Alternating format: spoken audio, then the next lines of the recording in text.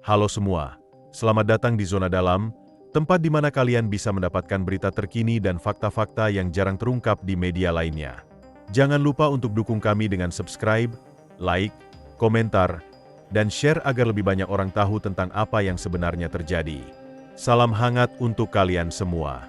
Di Gaza, batas antara sipil dan militer terkikis. Rumah bisa berubah menjadi barak, sekolah menjadi tempat penyergapan, dan masjid menjadi pintu masuk terowongan. Perpaduan ruang sakral dan kehidupan sehari-hari dengan infrastruktur militer menciptakan biaya kemanusiaan yang besar, karena perang yang paling menentukan kerap berlangsung bukan di permukaan, melainkan di bawah tanah. Sebuah labirin yang tak terlihat, hanya beberapa meter di bawah jalan, yang tidak muncul di peta namun berdenyut di bawah setiap rumah, setiap sudut, setiap lorong.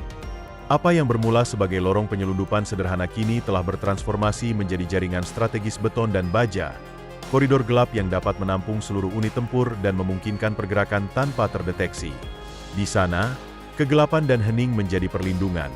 Seorang prajurit yang melangkah maju tidak pernah bisa yakin apakah langkah berikutnya akan menjadi yang terakhir. Perang rahasia ini, yang dulu terselubung, sekarang terpaksa keluar ke permukaan. Pada hari Kamis, Agustus 2025, Perdana Menteri Benyamin Netanyahu mengumumkan secara terbuka niat Israel untuk menguasai seluruh jalur Gaza. Dalam 24 jam berikutnya, Kabinet Keamanan menyetujui rencana militer, tanda dimulainya fase baru konflik. Angkanya mengerikan. Sekitar 2,3 juta warga Palestina terperangkap dalam wilayah yang sempit, ribuan sandera dan ratusan hingga ribuan pejuang terlibat, dan sebagian besar lingkungan masih berada di bawah kontrol yang diperebutkan.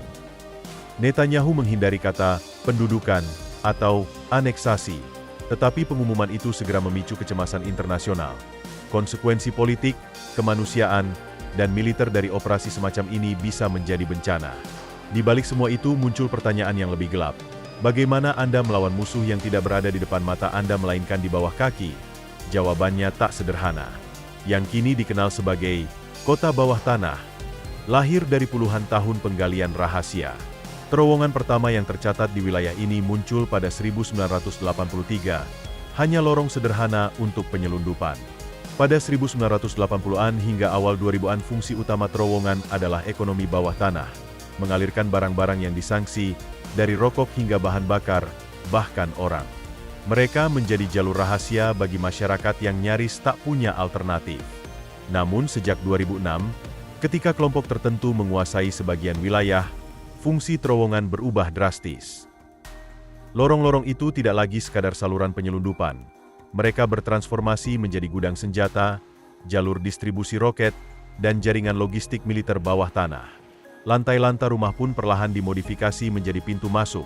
Rumah sakit, asrama, bahkan area publik direorientasi untuk kepentingan militer. Jalanan permukaan bisa tampak normal, tetapi di bawahnya ada sistem yang mampu memindahkan pasukan dan persenjataan tanpa terlihat oleh drone, satelit, atau patroli udara. Itulah alasan sebutan Metro Gaza. Paradoksnya, meski wilayahnya kecil, menemukan terowongan bukanlah perkara mudah.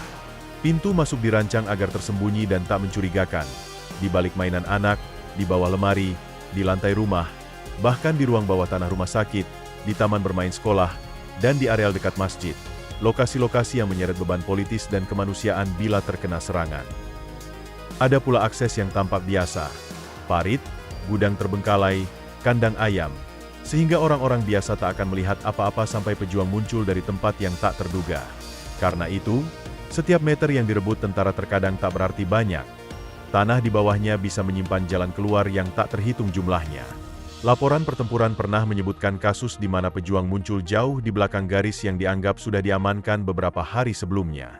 Menghadapi musuh bawah tanah memaksa pihak yang menyerang menggunakan alat dan taktik yang tidak pernah dirancang untuk medan semacam ini.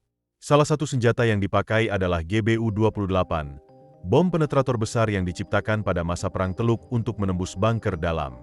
Bom semacam ini dirancang untuk menembus lapisan tanah dan beton sebelum meledak, lalu meledakkan muatan lanjutan yang masuk ke ruang terdalam. Dalam konflik sebelumnya, bom bunker booster terbukti mampu merusak terowongan dan struktur bawah tanah yang diperkuat, tetapi efek sampingnya tak kecil. Ledakan besar itu juga menghancurkan lingkungan di atasnya, menimbulkan korban sipil dan dampak politik yang berat.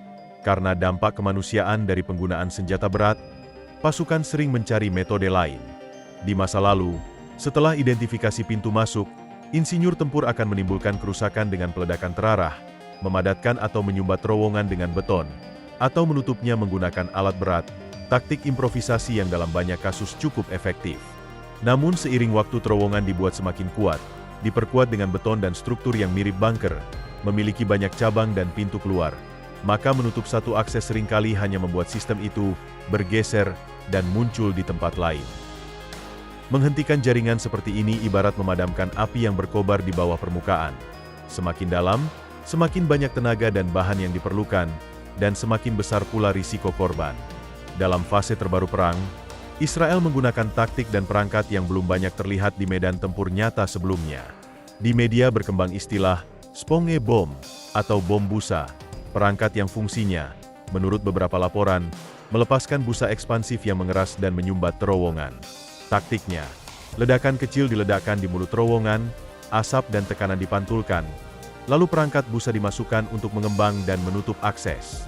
Asap yang terpaksa mencari jalur keluar dapat mengungkapkan celah-celah lain ketika muncul di permukaan, sehingga tim di atas dapat menandai pintu keluar yang tersembunyi.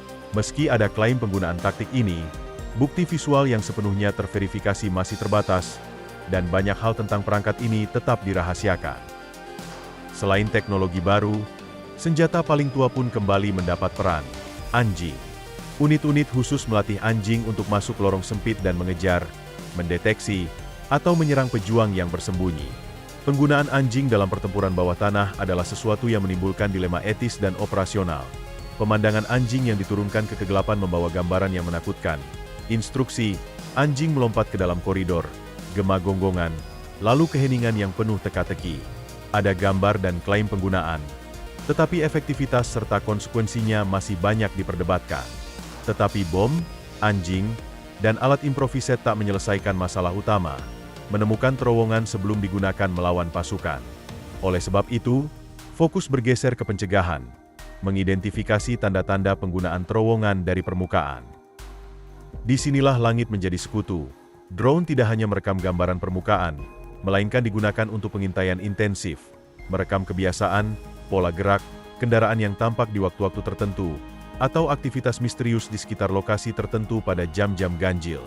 Ide dasarnya, jika Anda tidak bisa melihat terowongan itu sendiri, Anda bisa mengamati siapa yang menggunakannya.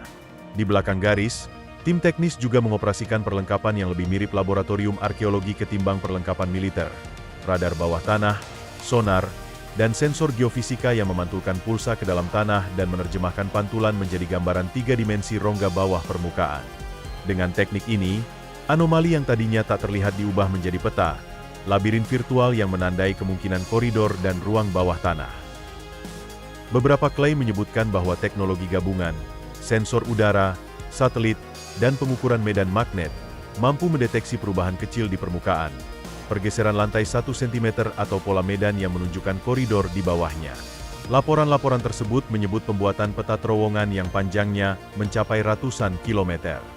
Namun pertanyaan terbesar tetap, bagaimana menghancurkan jaringan itu tanpa menghancurkan lingkungan di atasnya? Hingga kini, ketika kompleks bawah tanah teridentifikasi, pilihan seringkali menipis. Memasukkan robot, drone kecil, atau unit khusus yang maju perlahan, atau menghindari serangan langsung jika risiko terlalu besar. Robot pengintai, unit mikrorobot beroda atau berkaki yang dilengkapi kamera resolusi tinggi dan kemampuan navigasi di lorong sempit, telah diuji coba. Mereka turun tangga, menelusuri koridor yang basah, merekam kabel-kabel yang tergantung, dan memberi gambaran situasi secara real-time. Gambar-gambar yang kembali sering tampak seperti adegan dari film horor teknis, ruang sempit, kelembapan, elektrik seadanya, dan jejak kehidupan atau aktivitas militer. Masa depan, sebagaimana didiskusikan di berbagai spekulasi, mungkin akan menghadirkan drone otonom kecil yang tidak hanya mengintai tetapi juga menyerang dalam terowongan, sistem yang dapat menavigasi koridor dan menarget dengan presisi. Ada kabar tentang prototipe semacam itu, namun konfirmasi dan bukti operasi nyata masih minim. Jika benar-benar terwujud, konsep perjuangan manusia di terowongan bisa bergeser drastis.